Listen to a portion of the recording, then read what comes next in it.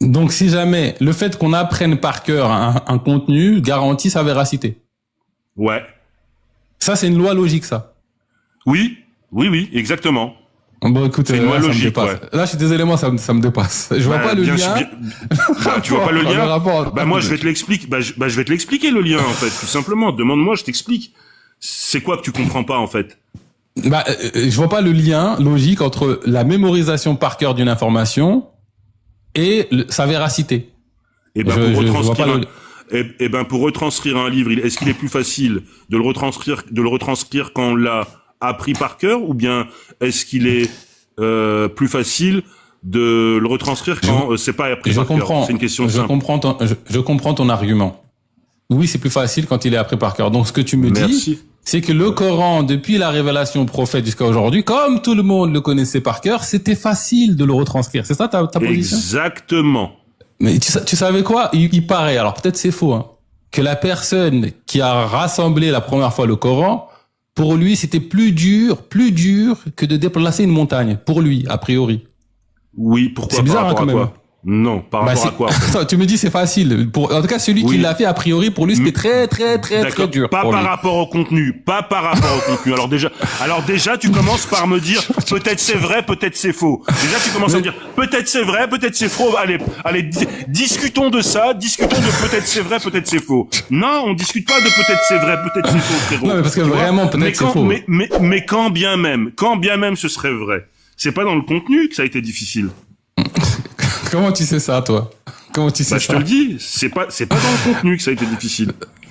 Ok, mais ça, tu peux le démontrer ou c'est juste une phrase, voilà. C'était facile, mais celui qui l'a fait pour lui, c'était dur. Alors toi, démontre-moi que c'est dans le contenu, puisque c'est toi l'accusateur. Démontre-moi que c'est dans le contenu que ça a été difficile. La preuve que c'était dur, c'est que déjà, ils n'étaient pas d'accord.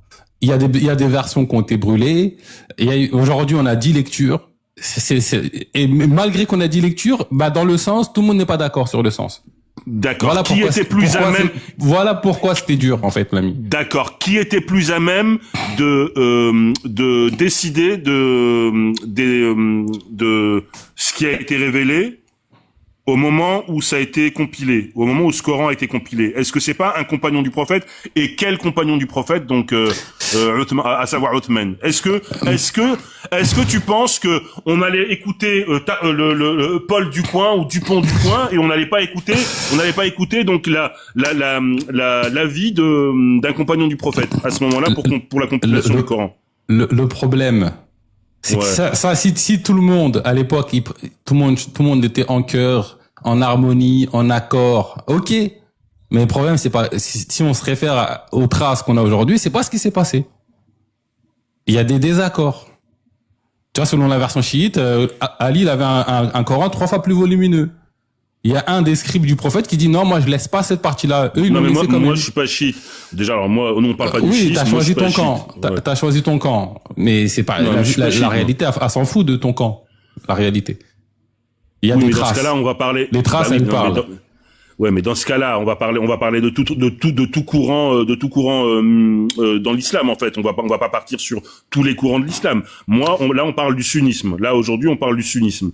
Donc, dans le sunnisme, restons dans le sunnisme et essaye pas de nous éparpiller et pour justement brouiller les pistes. On va rester dans le sunnisme. Dans le sunnisme, qu'est-ce qu'on dit? Dans le sunnisme, on dit quoi?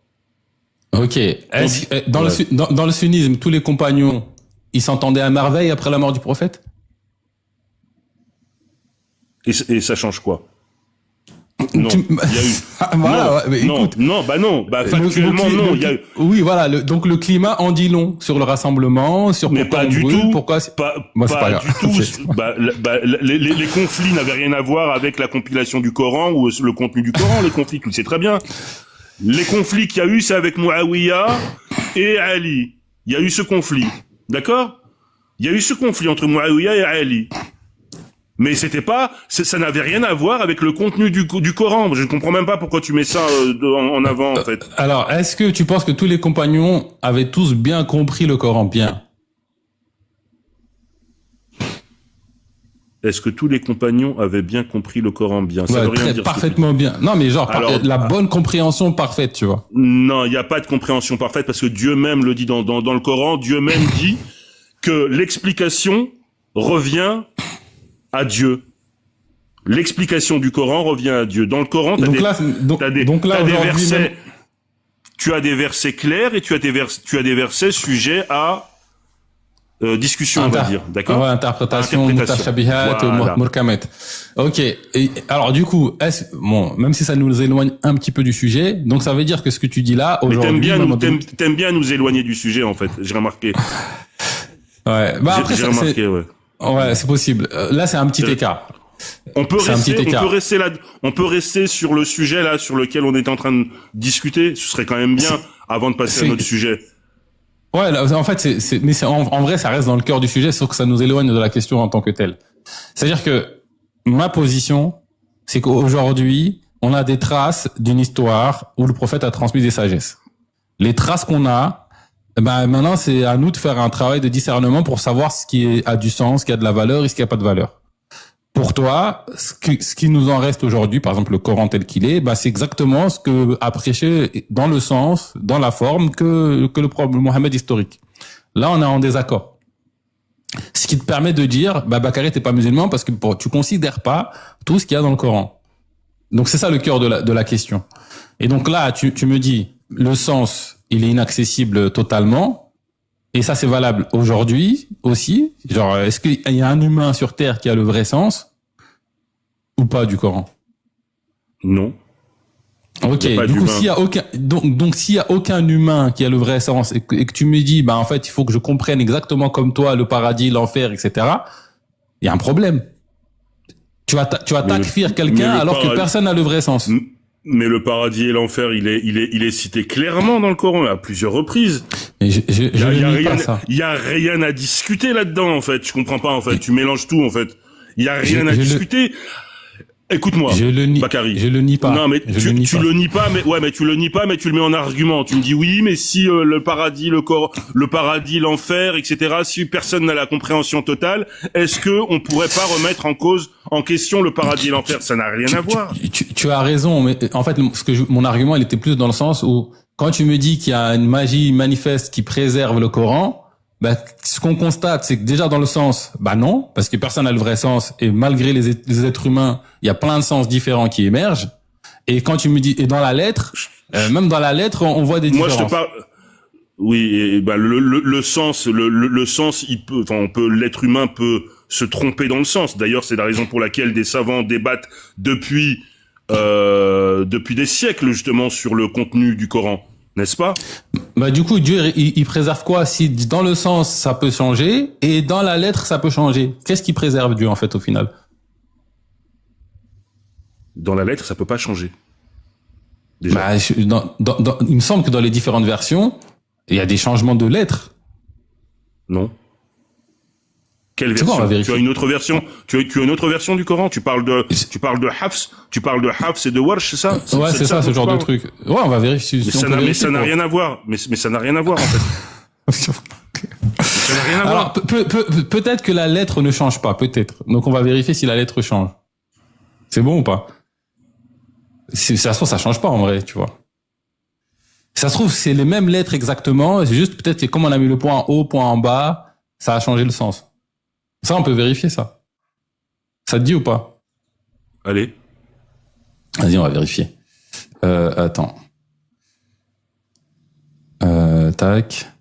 Je vais faire juste un partage. Ok. Alors, bonjour IA Fact Checker. J'ai besoin de vérifier un point. Par rapport aux différentes lectures du Coran, donc les différentes qira'at, est-ce qu'on observe des différences dans la lettre ou c'est juste dans en fait la ponctuation qu'il y a des différences? Tu vois, dans les lettres précises arabes. C'est sur la prononciation que c'est différent. Je vérifie. Oui, c'est un point important. C'est pas tout à fait exact de dire que c'est seulement la prononciation qui varie. Il y a aussi de réelles différences de lettres dans certains mots et parfois cela change légèrement, voire sensiblement, le sens. Par exemple, dans 346, une lecture à combattir, un autre à fur tuer. Dans 1919, certaines ont que je te donne, d'autres qu'il te donne. Bien sûr, beaucoup de variantes ne touchent que les voyelles, mais il y a bien des cas où les lettres diffèrent. La réponse rigoureuse est donc ce n'est pas uniquement la prononciation. Il existe aussi des variantes de lettres avec parfois une nuance réelle de sens. Ouais, alors la question que je pose, c'est pas forcément par rapport au sens, parce que le sens, on voit que tout le monde ne comprend pas de la même manière. C'est surtout sur la lettre.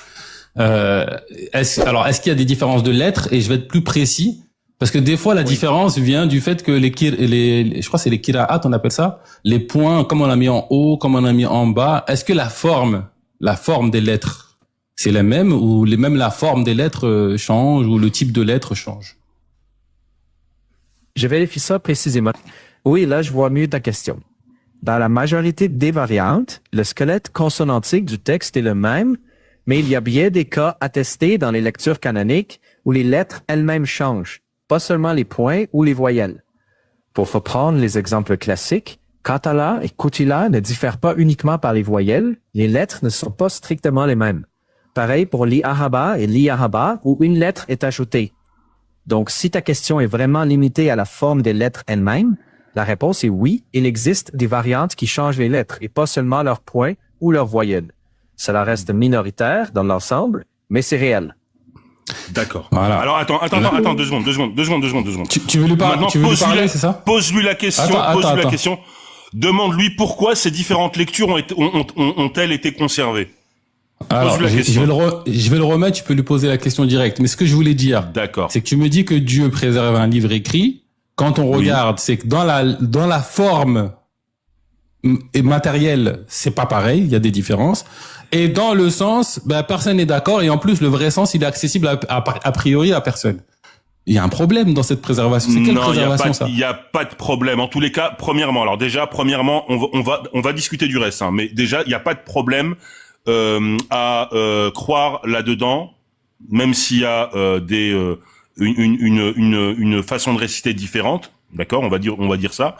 Il n'y a pas de problème à croire à l'enfer ou au paradis. Déjà, l'IA t'a dit que c'était très minoritaire, premièrement, d'accord. Ces deux versions, la Hafs et le Warsh, ont été conservées volontairement, parce qu'il y avait différents dialectes à l'époque. D'accord, il y avait des gens qui restaient d'une certaine manière. En tout cas, je te fais confiance. On peut lui poser la question. Je te fais confiance. Si tu peux lui poser la question directement, il va te répondre. Si oui. Alors, je vais lui poser la question. Attends. Je te dis. Attends. Vas-y, c'est bon, tu peux. Pourquoi ces différentes lectures ont-elles été conservées? Je regarde. Si tu parles bien des différences entre les qira'at canoniques, oui, elles ont été conservées. La base RASM permettait plusieurs lectures et ces variantes ont été transmises. Parfois, c'est juste une voyelle, parfois une lettre, et chaque lecture a son édition imprimée. Ces variantes n'ont pas été effacées, elles sont préservées dans les qira'at reconnus. Pourquoi? Je regarde. Parce que dans la tradition musulmane classique, les qira'at ne sont pas vues comme des erreurs à corriger. Elles sont considérées comme des lectures authentiques transmises. Merci. Voilà. C'est bon? Avec ta réponse. Écoute, moi j'ai pas de souci avec ça, tu vois. Si, parce qu'on est parti de la croyance en l'enfer et au paradis, et t'essaies de me faire croire en fait que le Coran n'a pas été préservé parce qu'il y aurait différentes lectures du Coran et c'est complètement malhonnête en fait ce genre d'argument. Regarde. Qui a décidé de dire cela en valide? C'est Dieu en personne ou c'est un groupe d'humains? C'est des gens qui étaient avec le prophète sallallahu alayhi wa sallam. Ok, donc c'est un groupe d'humains, on précise. Qui a décidé de dire la Bible validée, c'est celle-là? C'est Dieu lui-même? Ou l'évangile validé, c'est celle-là? Je précise parce que sinon on va me dire la Bible, c'est pas d'accord. L'évangile validé, c'est celui-là. C'est Dieu ou un groupe d'humains? C'est un groupe d'humains. Non, c'est 400 ans ou 600, c'est 400 ans ou 600 ans plus tard, je me souviens plus. Mais ça change quoi au fond? Ça change quoi? Ça change tout. Ça change absolument tout. Déjà, le fait que ce ne soit pas récité, déjà le fait que ce ne soit pas récité, que la Bible n'est pas récitée comme le Coran l'est, déjà ça change tout premièrement. Deuxièmement, que ça a été rapporté par autre que Jésus, ça change tout. Et surtout, sachant que les compagnons du prophète ont récité les mêmes versets au temps du prophète de son vivant et après sa mort, ça change absolument tout. Donc n'essaie pas de comparer les deux choses. Regarde, en fait. Mais est-ce qu'on peut revenir simplement? Regarde, je t'ai fait confiance. Je pense qu'on boucle, voilà. on boucle un peu. Non, pas grave. Justement, je t'ai fait confiance. Revenons au sujet. On est parti dans les prairies, on est parti cueillir des abricots, etc.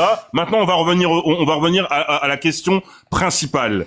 Croire en Dieu, c'est croire au Coran, croire entre autres, hein, je répète bien entre autres, au Coran, croire à l'enfer, au paradis, croire au jugement dernier, croire aux anges, aux djinns, à la création de tout en fait par Dieu. Est-ce que tu crois en tout ça? Que ce soit Warsh ou bien Hafs, c'est pareil, c'est la même chose. Regarde, moi il y a beaucoup de propositions que je considère vraies, mais pour moi ça rentre pas dans la condition de musulman. Parce que si ça rentrait dans la condition de musulman, tu devrais takfir en même temps que moi, Moussa, Jésus, même Mohamed, parce qu'il rentre pas dans cette définition.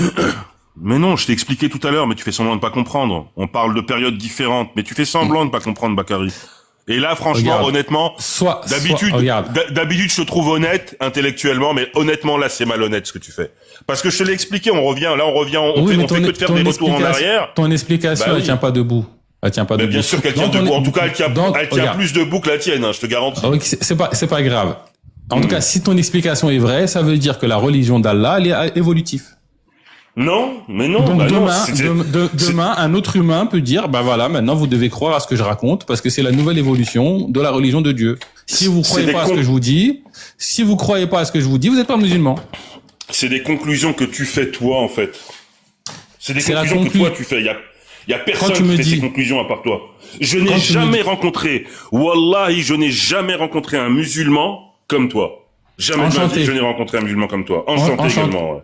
Enchanté, voilà. Ben non, tu pourras plus dire jamais parce que on s'est rencontrés.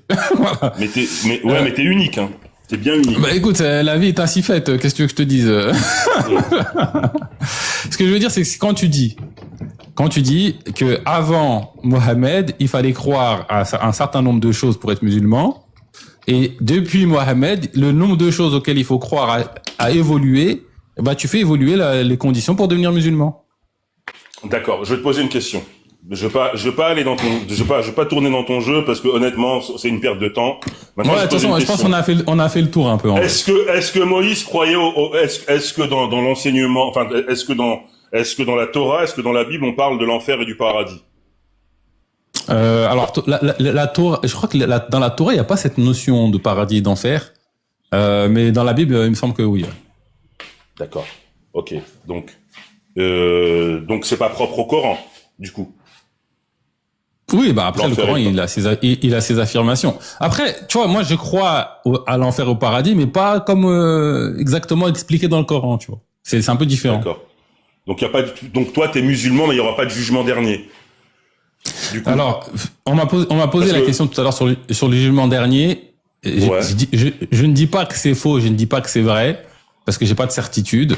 Donc c'est un truc un peu en suspens, mais si je crois à une forme de jugement, il est plus proche de celui que j'ai découvert chez certains kémites ou certaines traditions égyptiennes, la Ma'at, où Dieu ou un groupe d'anges va mesurer notre état d'âme avant de nous ouvrir à une expérience plus vaste du réel.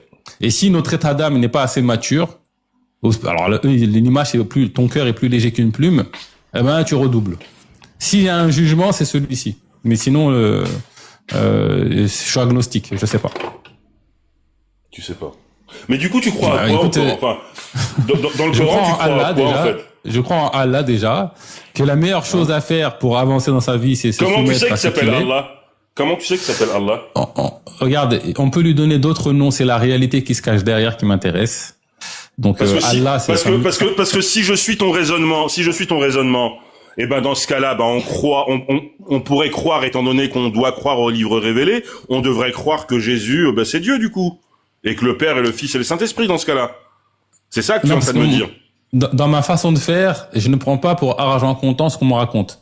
Donc quand je vais lire certaines affirmations des chrétiens, en plus je crois pas que c'est dans la Bible ça que Jésus c'est Dieu. eh ben, certaines affirmations des chrétiens, je vais les confronter à la réalité. Tu crois pas que c'est dans la Bible que Jésus c'est Dieu? Tu crois pas que c'est dans les évangiles? Non, bah dans ce cas-là, t'as un milliard et quelques de chrétiens qui croient que Jésus est Dieu, mais toi tu n'y crois. Enfin, toi tu dis que ça n'existe pas dans la Bible. On peut demander à l'IA s'il y a un verset clair qui dit que Jésus est Dieu dans la Bible. Il me semble qu'il y a pas. Mais peut-être. Mais peut-être. Hein. On demande à l'IA. Catastrophique. Ouais, demande. Vas-y, fais-toi plaisir. Fais-toi plaisir. Non, mais ça, au moins ça va clarifier. Je suis sidéré. Wallah, je suis sidéré parce que tu me dis. Mais vas-y, allez. La vie est ainsi faite. Qu'est-ce que je te dis? On doit partager le même monde, l'ami. Non, mais moi, franchement, ça me met un peu en colère, en fait, parce que, tu sais, se dire être musulman, en fait, et en plus, ce qui vraiment me fâche, c'est qu'il y a des gens qui connaissent pas trop la religion, tu vois, et qui t'écoutent, en fait, tu vois. Qui t'écoutent et si je raconte de la merde. Si je raconte de la merde, c'est facile à débunker la merde. Avec tout le respect que je te porte, vraiment, tu racontes de la merde. Regarde, si je raconte de la merde, bah, ça sera facile à débunker. Donc, venez me débunker. Bah, c'est ce que je fais depuis tout à l'heure, mais tu tricotes, en fait. Tu cherches. C'est pas grave. Je te jure. C'est pas grave. C'est pas grave, l'ami, c'est pas grave. T'es dans les conjonctures, t'es dans le truc, t'es dans... Tu as donné tes arguments, j'ai donné les miens. Maintenant, chacun prendra ce qu'il a envie de prendre. Ok? Alhamdoulilah. Bonjour, IA. J'ai une question à te poser pour confirmer un truc ou valider une information. Est-ce que dans la Bible, en tout cas c'est la Bible canonique, il y a un verset clair qui dit que Jésus est Dieu? Bonne question, mais ça va dépendre de ce que tu appelles par clair. Si tu parles d'un verset où Jésus dit textuellement « Je suis Dieu » ou « Adorez-moi », non, il n'y a pas de verset comme ça dans les évangiles. Par contre, il y a plusieurs passages que les chrétiens interprètent comme allant dans le sens de sa divinité. Donc, les faits, c'est ça. Après, le débat est surtout une question d'interprétation théologique et non pas une phrase explicite et incontestable. Je peux te montrer les versets que les chrétiens citent souvent. Souvent.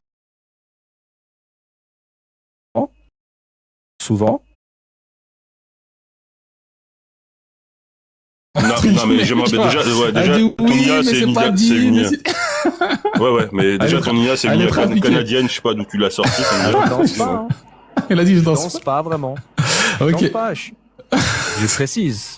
Ok. Est-ce que tu peux nous donner les versets en question? Allez, on va finir là-dessus. Oui, bien sûr. Bien sûr. Donc, quelques passages souvent cités par les chrétiens. Jean 1:1 et 1:14. Donc, la parole était Dieu, la parole s'est faite chair. Jean 8:58. Avant qu'Abraham fût, je suis. Jean 10:30. Moi et le Père, nous sommes un. Jean 20:28. Où Thomas dit à Jésus, mon Seigneur et mon Dieu. Et puis, il y a Tite 2:13 et Hébreux 1:8 qui sont aussi cités selon certaines traductions. Les contestataires répliquent qu'aucun de ces versets n'est une déclaration directe, je suis Dieu, et ils avancent d'autres passages qui distinguent Jésus de Dieu, comme Jean 17:3, Marc 13:32 ou 1 Corinthiens 8:6. Donc voilà, ça c'est la présentation factuelle. Après, chacun en tire son interprétation. Bon, je pense qu'on a fait le tour. Bah après, c'est pas grave, ouais. Bon, Rank, je pense qu'on a fait le tour. On boucle un peu. Merci d'être passé.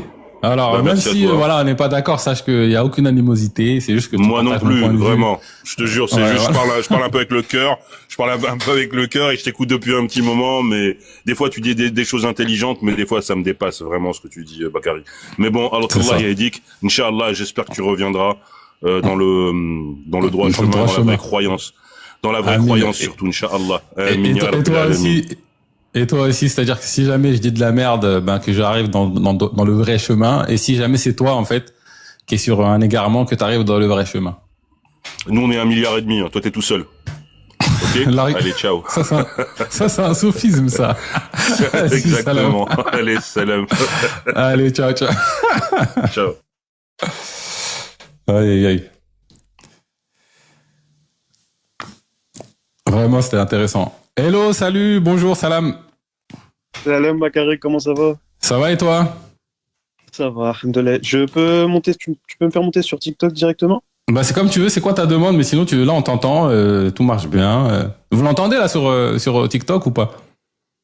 Mais parce que du coup là ça me fait une espèce de de retour de son qui. Ah, bah si tu veux, je te mets sur TikTok, mais en tout cas, sache que tout le monde t'entend, tout va bien. Faut juste que je sache c'est quoi ton pseudo exactement. C'est Anas H. Anas H. Anas. Ok. Il a trouvé le hack pour monter avant tout le monde. Il a appelé. Et il a raison, il a raison. Heureux, Anas. Allô? Ouais, le son. Allô, tu m'entends? Allô. Là, ça va pas du tout. Et je pense que le mieux, c'est tu remontes. Ça remonte. Ouais, je te descends, je te remonte.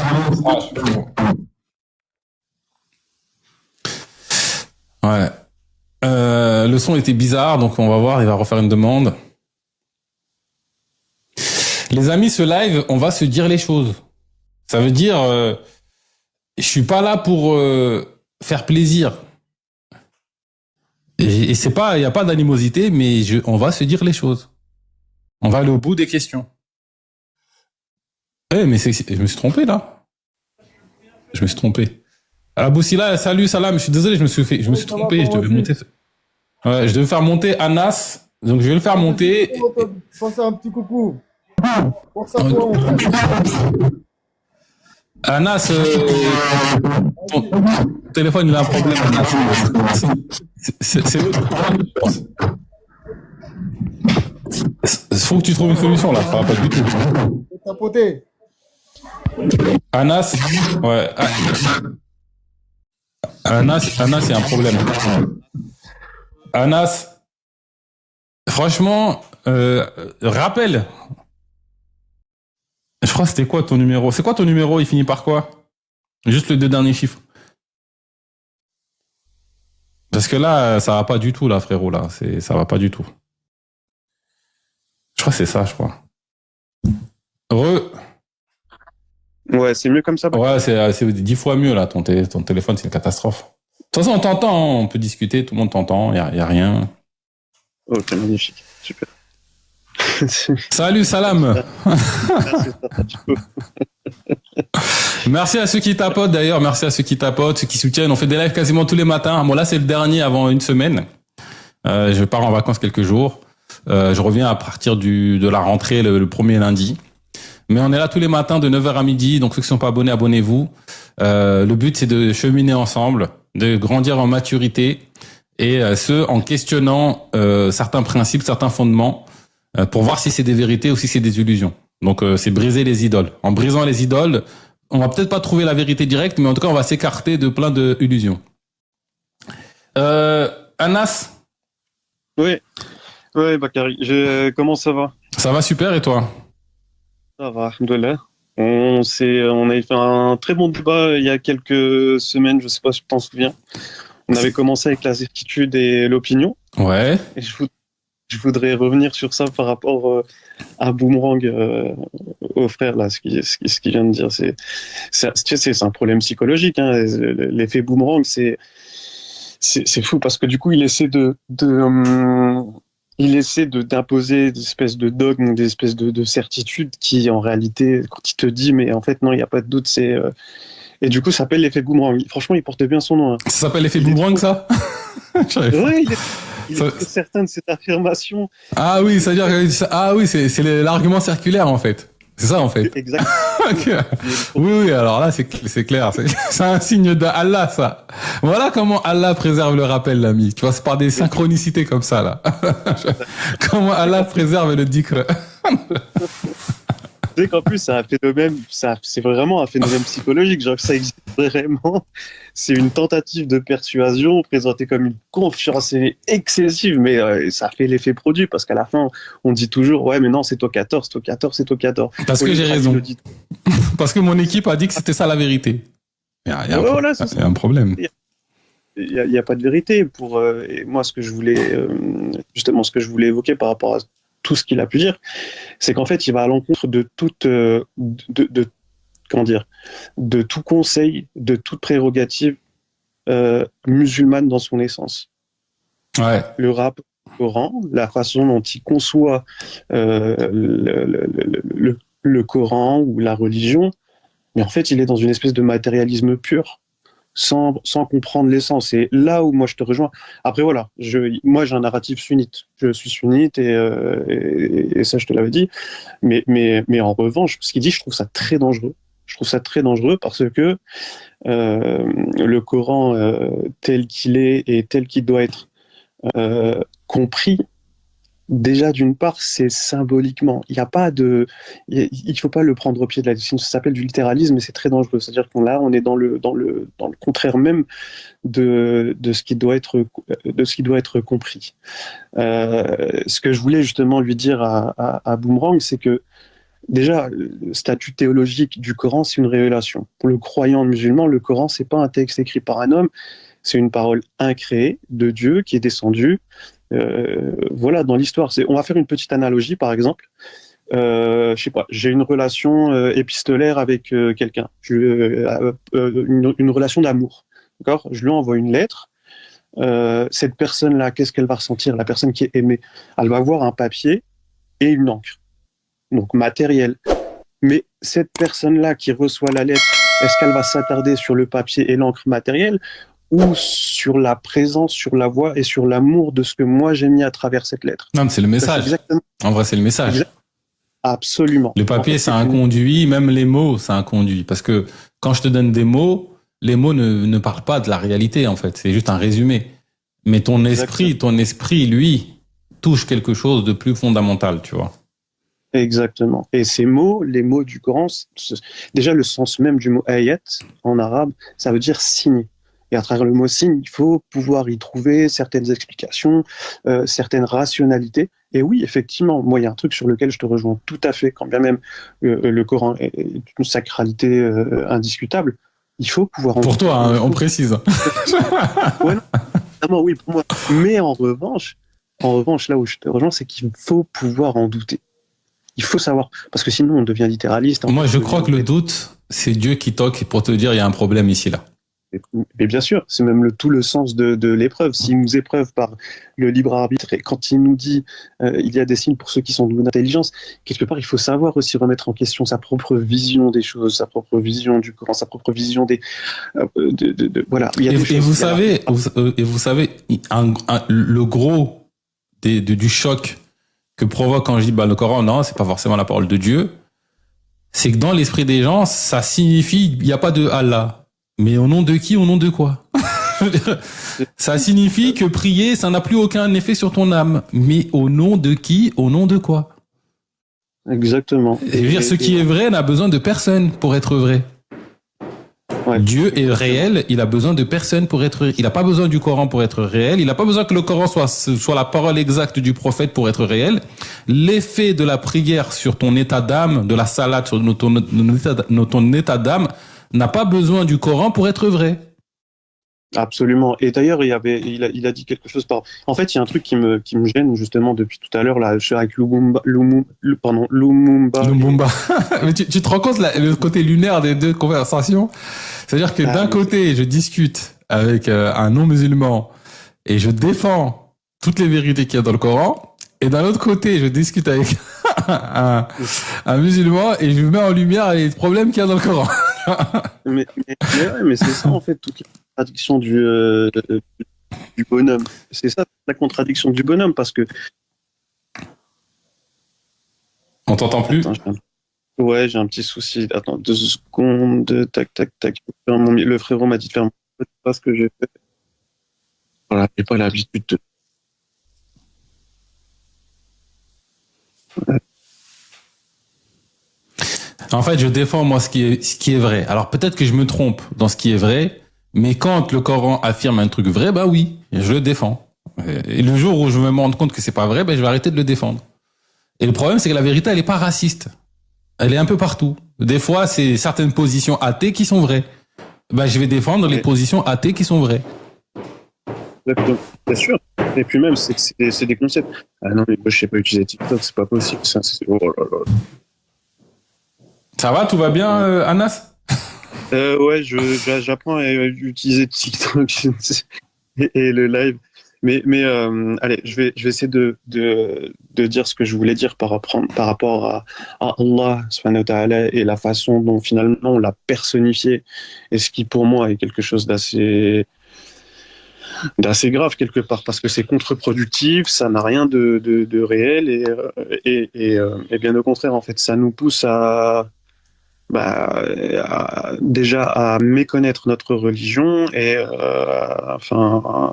après, faut accepter en vrai, il faut accepter la diversité de pensée. Effectivement, la vérité, c'est que personne a raison. Voilà, même moi, je m'inclus. Personne a raison dans leur position. Personne. Il y en a, ils sont plus proches. Il y en a, ils sont plus loin. Il y a que ça qu'on peut dire. Vous voyez le truc? Donc, il faut s'accepter, les amis. Je te refais une demande, comme ça, je peux couper mon micro. Tu préfères venir sur... Bah, après, si ça grésille, frérot...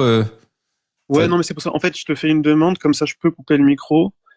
Et parce que je sais même pas comment... Vas-y, essaie de parler pour voir. On va avoir un écho bizarre, mais vas-y, déjà, pour voir si ça grésille. Là, j'ai coupé le micro.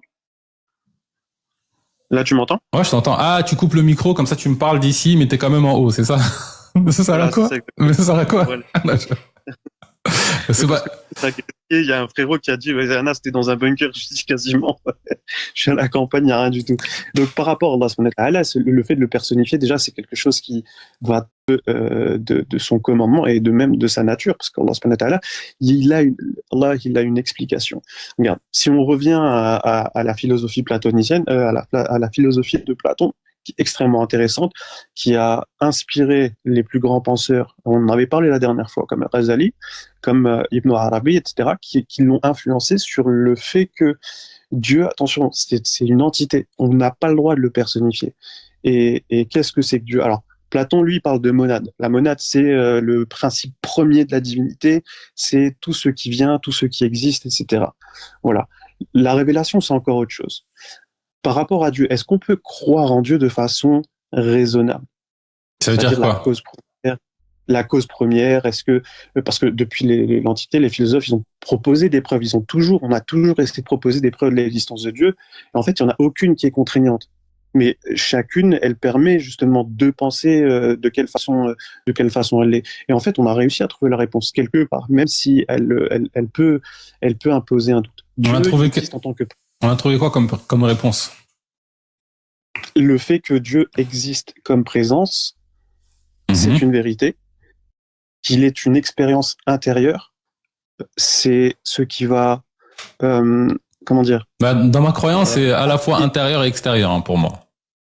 Ouais, mais c'est ce qui va appuyer l'expérience intérieure, c'est que... Enfin voilà, ce qui va appuyer l'idée que Dieu est une présence, c'est l'expérience intérieure, c'est-à-dire le transcendant. C'est vraiment ce qui, toi, te transcende avec le haut. Ensuite, comment on va essayer de comprendre Allah subhanahu wa ta'ala sans le réduire, c'est qu'il est transcendant.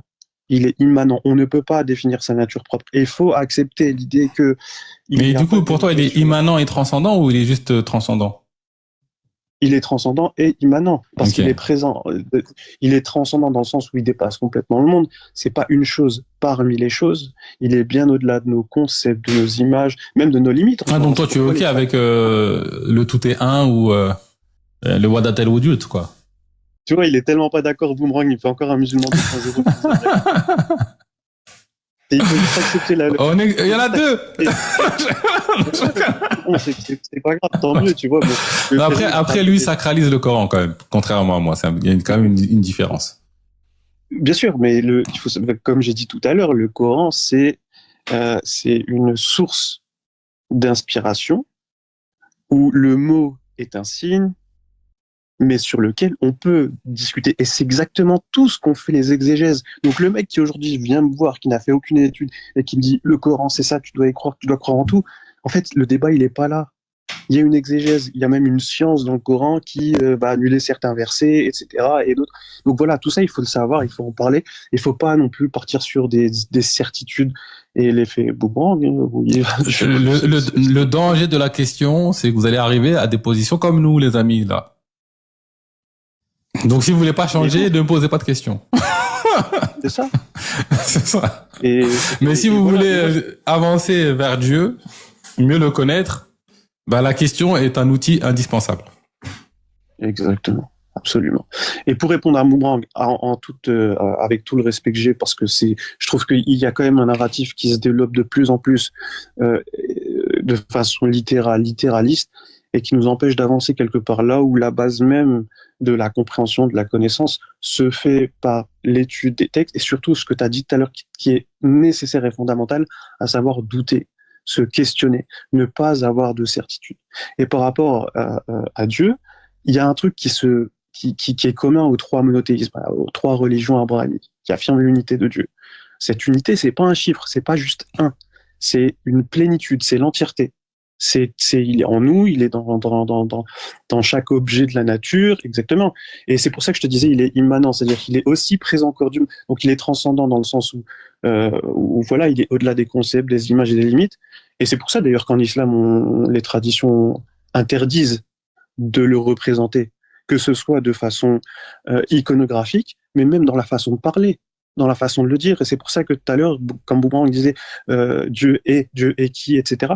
Je trouve que c'est pas logique. Et pourquoi est-ce qu'il est immanent? C'est qu'il est présent au cœur du monde et de chaque être en nous.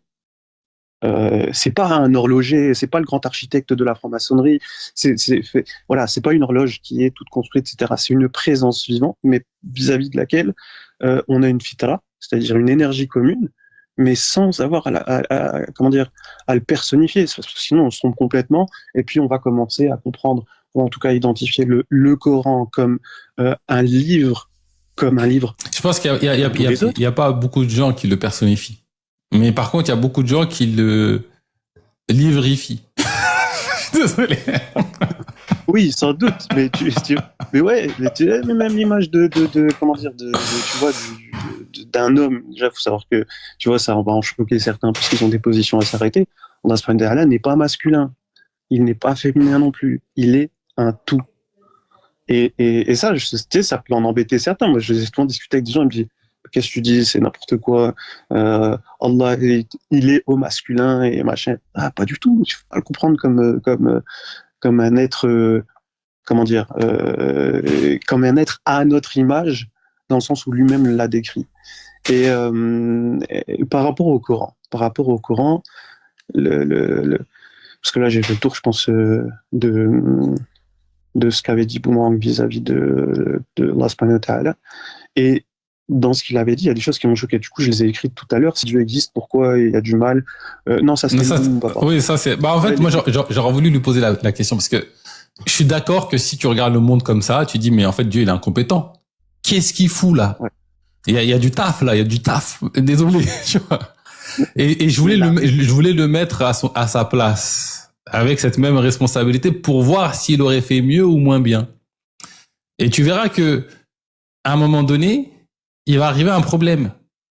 Parce que si moi, Bakary, je veux voler le sandwich de mon voisin, et qu'il utilise sa force pour m'en empêcher, donc ça veut dire qu'il va utiliser sa force pour empêcher chaque action de l'homme. Ça, c'est ça, ça. Ça, c'est juste ça. Donc en gros, en fait, on est des marionnettes. C'est-à-dire que quelqu'un d'omniscient, de sage, bah lui va décider de faire des marionnettes. C'est ça en fait que ça signifie. C'est ça. Mais ou est-ce que c'est plus sage de laisser faire les gens? Mais c'est le concept même du libre arbitre. C'est ça la question la plus. C'est ça. C'est pourquoi Dieu existe, pourquoi le mal.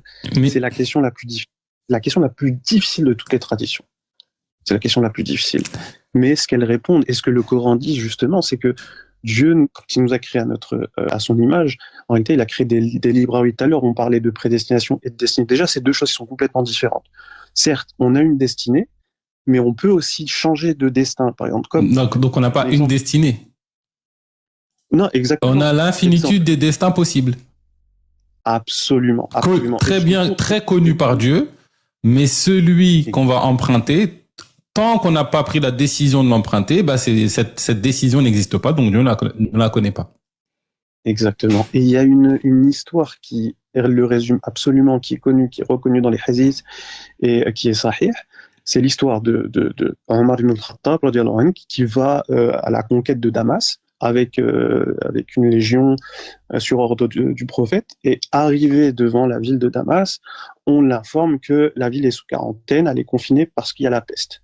Sauf que le prophète, le prophète sallallahu alayhi wa sallam, a imposé à Omar ibn Khattab d'aller à Damas. Et là, du coup, Omar dit non, on fait demi-tour.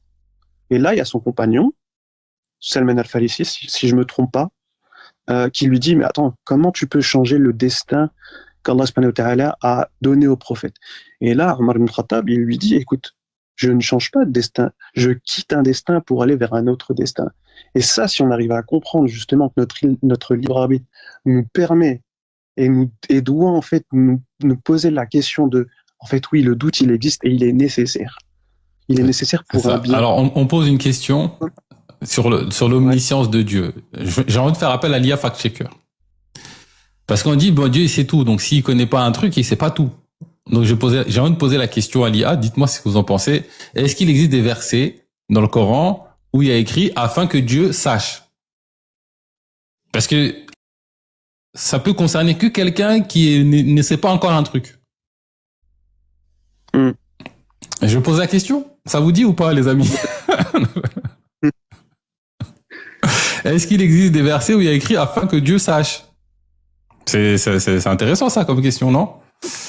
Alors attends 2 secondes que je me remette sur mon IA. On va poser la question.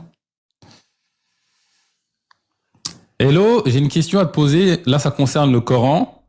Est-ce qu'il existe des versets où il y a écrit un truc du type afin que Dieu sache? Je regarde. Oui, il y a plusieurs versets qui disent littéralement « afin qu'Allah sache », par exemple 340, 342, 29.3, 243 et 47.31. Littéralement, la formulation peut donner cette impression. Mais les théologiens classiques l'interprètent autrement pour préserver l'idée d'omniscience. Si tu veux, on peut distinguer strictement ce que dit le texte, d'un côté, et les interprétations de l'autre, si c'est pour un fact-check. Ouais, je veux bien. Qu'est-ce que dit le texte, clairement, et puis qu'est-ce que disent les interprétations, bien sûr. C'est un peu comme Jésus, j'ai l'impression. Mais vas-y, on t'écoute. Je vérifie précisément. Oui, si on sépare strictement, le texte, pris littéralement, dit « afin qu'Allah sache » ou « jusqu'à ce que nous sachions » avec le verbe « savoir ». De leur côté, les théologiens classiques partent de l'affirmation que rien n'échappe à la connaissance de Dieu et expliquent que ces versets parlent de manifester ou de rendre apparent ce qui était déjà su de toute éternité. Donc factuellement, le texte emploie bien le verbe « savoir » et l'idée de manifestation est une interprétation extérieure au verset lui-même. Si tu fais un fact-check, c'est important de ne pas mélanger les deux. Le texte, d'un côté, et l'explication théologique de l'autre. Voilà, les amis, voilà. Donc maintenant, après, on peut se raconter des histoires pour ne pas accepter le texte, ce qu'il dit, voilà, ou pas. Moi, je pense qu'on ne peut pas savoir une décision qui n'a pas été prise puisque cette décision n'existe pas. On peut savoir que ce qui existe, ce qui est possible, c'est tout. Ouais, je vais juste répondre à 2 frères qui ont posé une question, savoir si je doute, si je doute du Coran ou pas. Et c'est là en fait où peut-être que je revienne sur ce que j'ai dit aux frères. Non, je ne doute pas de la révélation en tant que telle. Je ne doute jamais du Coran. Par contre, je doute de moi dans ma propre compréhension du Coran. Celle-là, elle est nécessaire. Évidemment que oui, elle est nécessaire. Parce qu'il y a c'est pas des approximations, on n'est pas dans un. En fait, le Coran, c'est pas un essai, c'est pas un essai théologique.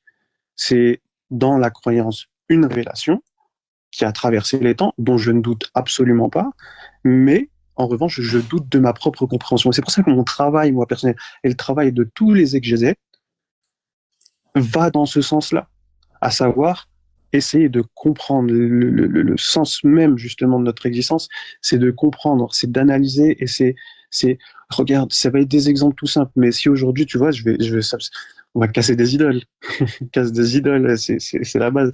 Mais quand on va parler par exemple quand on va faire de l'eschatologie, on va parler du Dajjal, de Gog et Magog. Mais si on trouve une certaine symbolique, les gens vont te dire ah ouais non en fait le Dajjal c'est un homme, voilà c'est un homme. La réalité est beaucoup plus complexe. Il faut aussi essayer de chercher ce qu'est la symbolique derrière, Pourquoi est-ce que c'est la plus grande enfin c'est la plus grande des fitnes qui apparaîtra sur Terre, etc., etc. Non, mais Boomerang, moi, c'est pas à Bakary que je vais l'expliquer. Moi, justement, ce que j'aime bien avec Bakary, c'est qu'en fait, on est dans le débat sans certitude. On échange. C'est ça, en fait, moi, ce que j'essaie justement de t'expliquer. Moi, j'ai pas de problème avec ça, tu vois. C'est juste que je trouve que, en fait, c'est pas, ça n'avance à rien de venir avec des certitudes. Et, en fait, il y a un truc qui est clair, c'est que, désolé, je suis pas votre client si vous pensez que je vais croire pour argent comptant ce que vous me racontez comme des vérités. Je suis pas votre client. Il y en a peut-être d'autres sur Terre, mais moi, j'en fais pas partie. Et ça, c'est valable à la fois pour les affirmations de Anas, les affirmations de Boomerang et les affirmations du Coran. Tu vois, Boomerang, ce que tu dis, c'est que je peux pas dire que c'est pas l'islam qu'il pratique. Alors, d'une part, parce que je ne connais ni son intention. Et encore, on ne peut pas juger quelqu'un quand on ne connaît pas son intention. Ce que fait Bakary, c'est qu'il se questionne. Pourtant, on a des divergences. On avait parlé d'énormément de choses. Je me souviens pendant 2 heures sur un live qu'on avait fait ensemble, où justement on essaie de témoigner de certaines choses. Et moi, je parle à Bakary comme si je vais parler à un chrétien, à un juif, en fait, à un être humain. C'est de l'universalité. Je ne peux pas lui dire qu'il n'est pas dans l'islam. Déjà, c'est haram. On dit rien que ça. Le takfirisme n'est pas. Si Bakary se définit comme musulman, il l'est. Point. Non, mais c'est pas ça. En vrai, quelle est la vraie définition de musulman? Et je suis désolé, les amis, le Coran définit musulman. Et c'est vrai que souvent on rajoute croire aux livres, croire aux anges, etc. À mon sens, c'est des recommandations, mais c'est pas la définition de musulman. Et ces recommandations ne nous disent pas de prendre pour argent comptant ce qu'il y a dans la Bible ou dans le Coran particulièrement ou autre. Parce que si c'était le cas, ça veut dire que en même temps, le Coran nous demande de croire en ce qui est vrai, mais de croire aussi en des paroles contradictoires. Il y a un problème. On le sait tous que la Bible contredit ou l'Évangile contredit le Coran à bien d'endroits.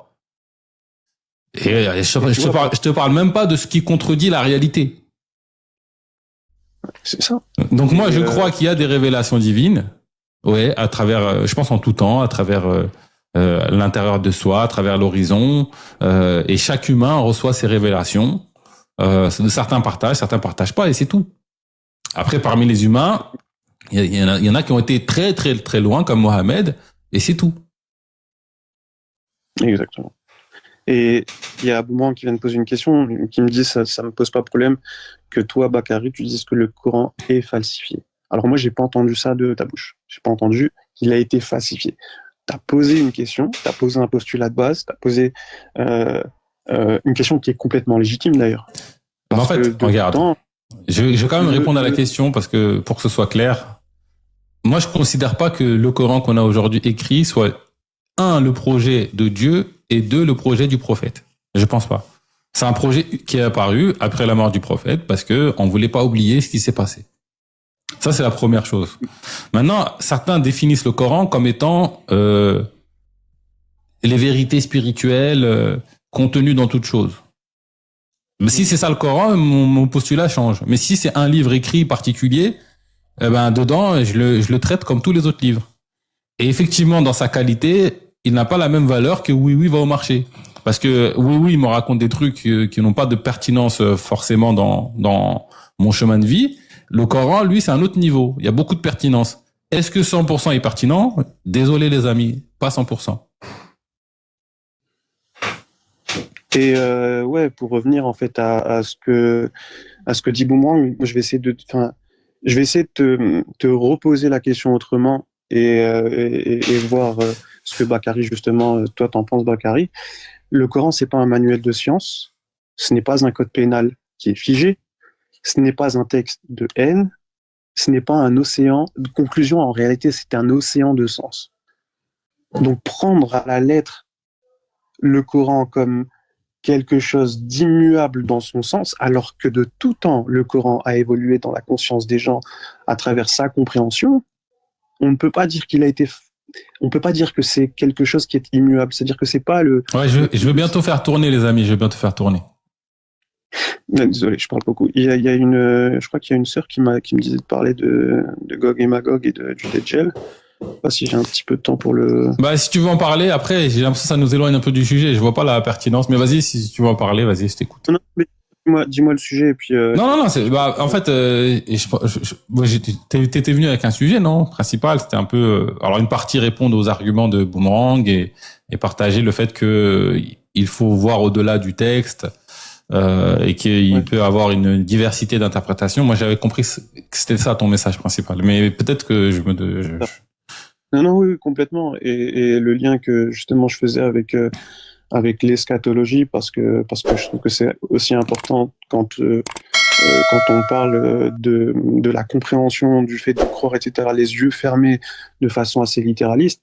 Il y a deux exemples qui sont, il y a un exemple qui est pour moi très indicateur et sur lequel il faut quand même savoir se poser la question, c'est en quoi, par exemple, il y a Gog et Magog qui est défini, en tout cas qui est raconté dans l'histoire. Alors il me semble que Gog et Magog, ouais.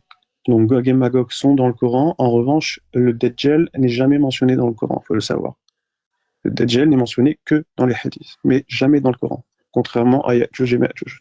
Maintenant, si on part du postulat que tout est une symbolique et que justement il faut pouvoir remettre en question nos propres idoles intérieures, à savoir, je crois littéralement de ce qui est dit, c'est un peu complexe. C'est complexe. De toute façon, si jamais on fait de l'épistémologie, croire aveuglément, c'est problématique dans une vie d'humain. C'est un problème. C'est même voilé, et c'est justement le mot, et je vais aller très loin, mais le mot kafara. Alors on pense que c'est la mécréance, c'est mécroire, etc. Mais la vérité, par exemple, c'est sur par rapport notamment au Dajjal, d'ailleurs qu'on traduit souvent comme antéchrist, alors que ça n'a rien à voir. Le mot kafara, la racine du mot kafara, ça veut dire voiler. C'est un voile. Donc l'islam nous pousse à nous dévoiler quelque part. C'est même le mot de selem, de paix, c'est la même racine. Le mot d'islam, c'est soumission. Mais soumission à quoi? Soumission à Allah par la libération soi-même de ses désirs intérieurs. À savoir, je m'écarte de mes désirs, je m'écarte de ce qui peut m'emprisonner dans ma vie, à savoir des convictions, comme par exemple, le Coran est immuable, les croyances sont immuables. Non, je me soumets à la volonté divine parce qu'il y a une morale. Il y a un bien, il y a un mal. Admettons, dire à quelqu'un qui tricote, je suis désolé, c'est pas correct, dans un sens où le débat est nécessaire et l'échange est nécessaire. Et voilà, je me suis un peu perdu. Ouais, c'est pas grave. Je pense qu'on a fait un peu le tour, Anas. Ouais. Ouais. Bah après, voilà, c'est, en tout cas, sachez les amis que la méthodologie qui consiste à croire comme ça, parce on peut faire confiance à quelqu'un même si on n'a pas de certitude, mais rester dans cet état-là où tu te bases, en plus ça devient un socle dans ta vie, sur un truc où il y a aucune certitude, c'est un problème. Et c'est pas ce que enseigne le Coran. C'est ça qui est ouf. Ouais. Si tu prends au sérieux les recommandations du Coran, t'en as beaucoup qui t'invitent pas du tout à ce chemin. Absolument. Tu vois, le nombre de versets où on te dit oui, ici ils avaient pas raisonné, et il y a des preuves, il y a des signes, soyez doués d'intelligence. Ça, c'est pas la posture de celui qui croit aveuglément. Exactement.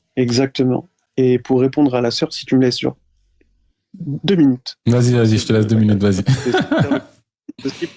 Justement, par rapport à la symbolique et le fait justement de se dévoiler et de ne pas considérer que tout est littéral. Pour répondre à la sœur qui me posait la question du Dajjal et de Gog et Magog. Le Dajjal, ça veut dire quoi? Monsieur Dajjal, c'est l'imposteur. Voilà. Mais c'est quoi? C'est l'archétype de l'imposteur, de l'imposture. C'est pas là. Donc dans la tradition islamique, Dajjal, il a appelé Monsieur Dajjal, donc le Messie qui trompe. Il est décrit comme borgne, portant sur le front les lettres Kafara, accomplissant de faux miracles, prétendant, etc. En réalité, ce détail, il n'est pas anodin. Le détail d'être borgne. Ça me fait rire ce que j'entends là. Détenteur de faux miracles, imposteur. En fait, si je viens te voir et je dis, regarde, j'ai un super livre, C'est la parole de Dieu, mais je n'ai pas de preuve, fais-moi confiance. Ça ressemble à de la posture. Et en plus, ce livre, il est rempli de miracles, mais quand tu creuses, il n'y en a pas. Double posture. Tu m'as pas laissé finir, Bakary, justement. Tu m'as pas laissé finir. Vas-y, je t'écoute. En fait, c'est tellement réducteur, justement, de s'arrêter au fait que le Dajjal, il est défini comme ça. Non. En réalité, ça symbolise la vision réduite à une seule dimension. La raison qui a perdu la profondeur spirituelle. Aujourd'hui, on est dans un monde matérialiste. Donc, en réalité, ce qu'on considère comme le Dajjal, c'est qu'on regarde d'un seul œil. C'est pour ça qu'il est borné. Donc, on absolutise l'économie, la technique, la race, la nation, le plaisir ou le pouvoir. En réalité, voilà, c'est juste qu'on est incapable de voir la transcendance, la totalité, le sens. C'est même ça le sens de l'imposture. Et par rapport à Magog et Magog, et là, je vais vraiment faire le plus court possible. Donc le hadith qui raconte que Ya'juj et Ma'juj creusent chaque jour la muraille, etc., etc. C'est comment dire? Je vais essayer. Enfin, c'est l'archétype du chaos.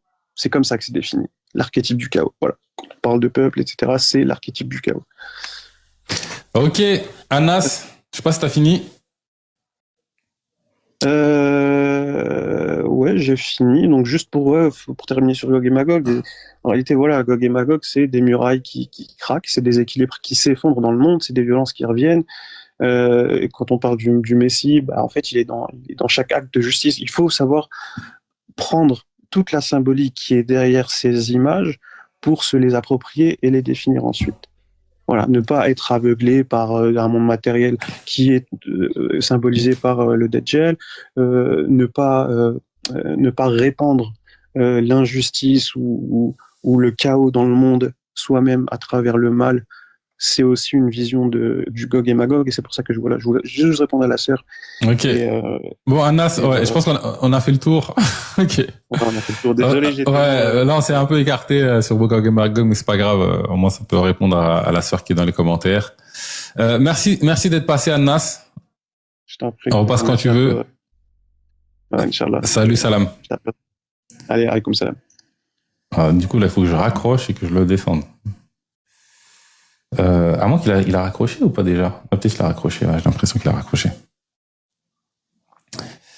Ok, il y avait qui voulait monter là? Il y avait quelqu'un qui laissait des commentaires, je sais plus c'est qui. Je sais plus c'était qui là. C'est qui déjà qui voulait monter depuis tout à l'heure là? Je vois ces messages là depuis tout à l'heure là. Fais-moi monter. Tu peux faire un message à l'ami? Ah, ok. Nzouzi venant. Ok, vas-y, je te fais monter, frérot.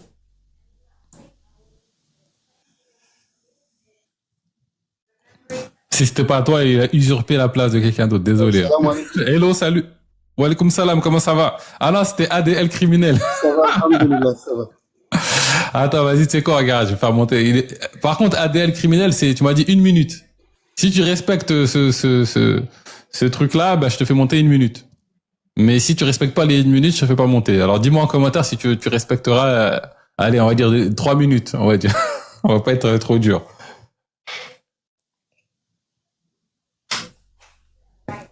Alors, criminel. C'était ADL criminel, hein, c'est ça, non? Allez, je vais le monter. Normalement, c'est une personne par une personne, hein, je précise. Mais c'était ses commentaires à lui que je voyais et que je devais faire monter. Je te fais monter 3 minutes, hein. Pas plus, après je reprends avec toi, Nzouzi, s'il te plaît. Juste un peu de patience. Assalamu alaikum, Bakary, ça va? Ouais, wa alaykoum salam, ADL criminel. Tu m'as dit 3 minutes, hein? Ouais, pas de soucis. Alors, c'est parti. Vas-y, let's go. Alors, est-ce que comment tu peux m'expliquer que le Coran t'explique exactement le pourcentage de terre et de mer? En gros, dans le Coran, il y a écrit le mot mer 32 fois, et le mot terre, 32 fois, et le mot mer 13 fois. 13 plus 32 est égal à 45. D'accord? T'as vérifié ça ou pas? Ouais, j'ai vérifié. Et du coup, 32, c'est toi-même qui as compté, hein? 32 plus 45, 32 divisé par 45 est égal à 0,12. Est-ce que c'est toi-même qui as compté ou juste t'as fait confiance à des gens? Non, j'ai demandé déjà à ChatGPT déjà. Parce que moi aussi, j'ai demandé à ChatGPT. Et tu sais quoi? Il m'a pas dit pareil que toi. Comment on fait? Eh ben, vas-y, bah, d'accord, vas-y, j'ai autre chose encore. T'inquiète pas, j'ai deux tiroirs, j'ai deux tiroirs. J'ai deux tiroirs. Vas-y, vas-y. Vas-y, je donc, t'écoute. comment t'expliques que aussi, par exemple, le bébé est sevré par le lait maternel à 2 ans. Ça, c'est aussi écrit dans le Coran. Ah ouais, donc le Coran nous a apporté une nouvelle connaissance, c'est ça? Bah, comment tu veux savoir ça à l'époque? Je sais pas. En gros, le Coran a découvert une connaissance qu'on ignorait. C'est ça ta question? Ouais, c'est ça, c'est ça. Ok, Exactement. admettons, je te dis que c'est vrai. Le Coran a découvert cette vérité. Du coup, je dois accepter tout le reste de ce qui sort du Coran? Bah, c'est qu'en fait, il y en a tellement, il y a tellement de preuves scientifiques. Ça fait 1 plus 1 plus 1 plus 1 plus 1 plus 1. Cousin, on peut pas, au bout d'un moment, tu dis, ok, une fois. Après, tu dis, ok, 2 fois. Ok, 3 fois. Oh. Tu te souviens, mon frère? Ok, et toi, t'en as compté combien des preuves scientifiques comme ça, toi? Mais frérot, il y en a à l'appel. Il y en a à l'appel, vraiment. Je peux même pas te dire il y en a combien. Regarde. Moi, je pense je pense qu'il y a des vérités. Mais quand on essaie de faire des calculs mathématiques comme ça, là, c'est une catastrophe, les amis. Vous desservez la vérité quand vous faites ça. Bah, pourquoi? La vérité. Parce que vous avez un degré de liberté trop grand qui permet de prouver tout et n'importe quoi. Si je prends n'importe quel livre, je vais trouver des trucs aussi. Pas les mêmes que le Coran, mais je vais trouver des trucs. Est-ce que ça veut dire que je dois écouter le deuxième livre? Est-ce que tu peux dire à l'IA tout de suite, est-ce qu'il y a des preuves scientifiques dans la Bible ou dans la Torah? Ça veut dire quoi une preuve scientifique? Bah, par exemple, que le ciel est constamment étendu, par exemple. Le preuve de l'extension de l'univers. Regarde, je vais demander à l'IA, je vais demander à l'IA. Ouais. Il y a un homme qui me dit que le fait que le Coran dise que le ciel est complètement étendu, c'est une preuve scientifique. Ouais. Est-ce que ce genre de preuve scientifique existe dans la Bible? Voilà. Il va m'en sortir. Vas-y. Vas-y, je vais lui poser la question. Je fais ça après, comme il y a Nzouzi qui est monté, j'ai déjà eu cette discussion avec quelqu'un. Il n'y a pas de souci, mon frère. Ouais. Attends, vas-y, je remets juste l'IA. Vas-y, frérot. Alors, bonjour IA fact-checker, j'ai une question à te poser. Alors, un homme me présente comme une preuve scientifique un contenu de ce type-là. Dans le Coran, il y a écrit que le ciel est constamment étendu, donc ça c'est une preuve scientifique dans le Coran. Ma question, c'est pas est-ce que ça c'est vrai ou pas, c'est est-ce que ce type de preuve de la même niveau de qualité se trouve dans la Bible, et je vais aller plus loin, dans les Védas aussi. D'accord, je vois ce que tu veux dire. Et la réponse est oui. Dans la Bible, par exemple, certains citent Job 26:7 sur la terre suspendue sur le néant, ou Ésaïe sur l'expansion des cieux. Et dans les Védas, certains voient des allusions à des cycles cosmiques ou à des concepts astronomiques. Donc si on accepte ce type d'argument a posteriori dans un texte, alors on trouve des choses similaires dans d'autres traditions. Après, la question de savoir si ces interprétations sont légitimes est une autre discussion, mais la structure de l'argument n'est pas unique au Coran. Okay. Voilà, merci. Ouais, merci. Donc, je dois croire la Bible, les Védas. On va essayer avec les livres de Raël. Je suis sûr qu'on va trouver ça. Et voilà. Par contre, dans le Coran, c'est explicite. Tu vois, vas-y, c'est pas grave. Il dit vraiment le siècle, nous étendons constamment. Toi, tu parles avec la vision de quelqu'un qui est déjà amoureux, mon ami. Aïe, aïe, aïe. Ton jugement n'est pas objectif. Ok. C'est pas grave, l'ami, c'est pas grave. Allez, frérot, merci. En tout cas, merci d'être passé. Salut. Ouais, désolé pour ce contretemps, Nzouzi. Tu as la parole. Salam. Salam. Bon, moi, je suivis pas tout ce que vous avez parlé avec les autres, partagé avec les autres, mais en fait, il y a un problème qui se pose au niveau des humains. Ce que j'ai constaté avec mes études de recherche, je trouve qu'il y a la connaissance n'est pas identique à la compréhension. On peut connaître quelque chose, mais sans pour autant comprendre quelque chose. Donc, Oui, je je suis peux d'accord. connaître l'islam, je connais l'islam, est-ce que j'ai compris l'islam? Maintenant, pour comprendre en profondeur, il y a des outils pour chercher à aller en profondeur. Alors, dans l'islam, il y a des éléments qui sont clairs, hein, qui sont clairs à comprendre. Il y a des éléments qui sont clairs à comprendre. D'abord, dans la langue de sa révélation. Deux, la personne à qui le Coran a été révélé. Donc, les deux éléments-là, la langue de la révélation et la personne à qui le Coran a été révélé, ce sont les deux éléments qui sont les plus capitaux, je dirais, hein, les éléments les plus capitaux. Parce que ces langues-là, si la personne connaît la langue et maîtrise les éléments, les outils de cette langue, il comprendra plein de trucs, même qui est difficile à traduire en français. C'est ton cas ou pas? C'est ton cas? Oui, c'est mon cas. Est-ce que tu maîtrises la langue arabe et tu maîtrises le fait que c'est le prophète qui a reçu? Non, je connais d'abord, je maîtrise la langue arabe et l'écriture. Par rapport aux autres écritures, je trouve que la langue arabe, d'abord au niveau de l'écriture, est l'écriture la plus facile au monde. De l'écriture latine, de plusieurs écritures au moins, l'écriture la plus facile et le plus adaptée à apprendre. Ça, c'est le premier élément. Deuxième élément, au niveau de la transmission... On est d'accord que c'est ton avis personnel, ça. C'est pas une vérité absolue. Oui, ça c'est mon avis personnel et, et je peux le démontrer. Je peux le démontrer. Non, si tu le démontres, c'est plus ton avis personnel. Là, ça devient objectif. Oui, effectivement. Donc, c'est mon avis personnel. Mais si quelqu'un doute de ce que j'ai dit, on peut le démontrer par rapport aux autres langues, aux autres écritures. On peut les démontrer dans ce sens-là. Ouais, je pense que c'est bon. Je pense que c'est pas pertinent, même si je doute que ce soit vraiment vrai. Mais admettons que c'est vrai. On va partir du principe que c'est vrai, que la langue la plus adaptée à l'humanité, c'est l'arabe. Ok. Vas-y. Non, pas l'humanité. Non. Je ne parle pas de l'humanité. Je parle par rapport aux d'autres langues. Un exemple, je cite l'exemple. Hein, c'est très simple. On prend l'écriture latine de la langue française avec l'écriture arabe de la langue arabe littéraire classique,